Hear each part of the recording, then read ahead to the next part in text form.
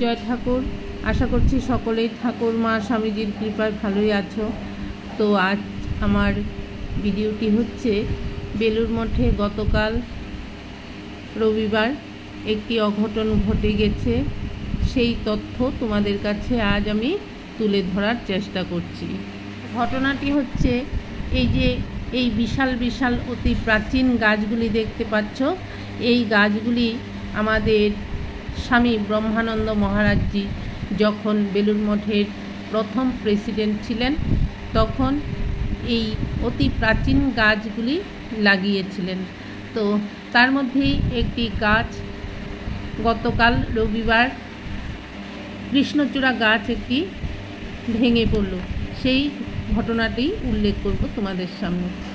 আমি মায়ের মন্দিরের সামনে আছি, সন্ধ্যাবেলা সন্ধ্যা হচ্ছে। এই হচ্ছে ব্রহ্মানন্দ মহারাজজির মন্দির। আমরা সকলেই জানি স্বামী ব্রহ্মানন্দ মহারাজজির আরেক নাম রাজা মহারাজা। এই যে মা গঙ্গাকে সকলেই দর্শন করছে খুব সুন্দর করে। তো এবার আসি গতকালের ঘটনার কথায়। তো গতকাল বেলুর মঠে রবিবার ছিল, তো গতকাল বেলুর মঠে একটি অঘটন ঘটে গেল। সেই ঘটনাটি হচ্ছে একটি ঐতিহাসিক বৃক্ষ। বেলুর মঠের স্বামীজির মন্দিরের পাশে অবস্থিত সমাধি মন্দির আমরা সকলেই জানি।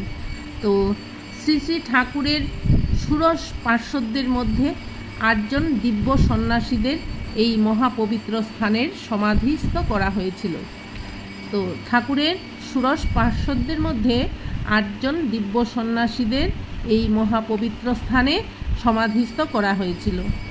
তারপর সেখানে একটি সমাধি বেদি নির্মাণ করা হয়েছিল, আর এই সমাধি বেদির পিছনেই ছিল অতি প্রাচীন একটি কৃষ্ণচূড়া ফুল গাছ। স্বামী ব্রহ্মানন্দ মহারাজজি যখন মঠের প্রেসিডেন্ট ছিলেন তখন তিনি বেলুর মঠে বহু গাছ রোপণ করিয়েছিলেন। তার মধ্যে এই একটি কৃষ্ণচূড়া গাছ। এই গাছের কোটরে বহু লক্ষ্মী পেঁচা বাস করত। সেই প্রথম প্রেসিডেন্ট স্বামী ব্রহ্মানন্দ মহারাজজির সময় থেকে পেঁচাদের বংশধররা সেই সময় থেকে এই গাছে বাস করে আসছে এখনো। মঠের বহু স্মৃতি সঙ্গে জড়িয়ে আছে এই কৃষ্ণচূড়া গাছটি। কিন্তু গতকাল রবিবার এই কৃষ্ণচূড়া গাছটি ভেঙে পড়ল।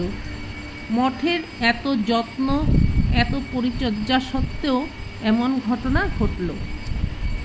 গাছটি ভর্তি হয়ে ফুল ফুটত, গাছের নিচে লাল হয়ে পড়ে থাকত ফুলগুলো, আর আজ আর সেই গাছটি নেই। এই দৃশ্য ভক্তদের জন্য খুবই বেদনাদায়ক। কিন্তু ভগবানের লীলার কাছে আমরা মানুষ মাত্রই অসহায়। হয়তো এই বৃক্ষের লীলার অবসান হয়ে এসেছিল, সেই জন্যই এরকম ঘটনাটি ঘটল। এই তথ্যটি তোমাদের সঙ্গে শেয়ার করে নিলাম।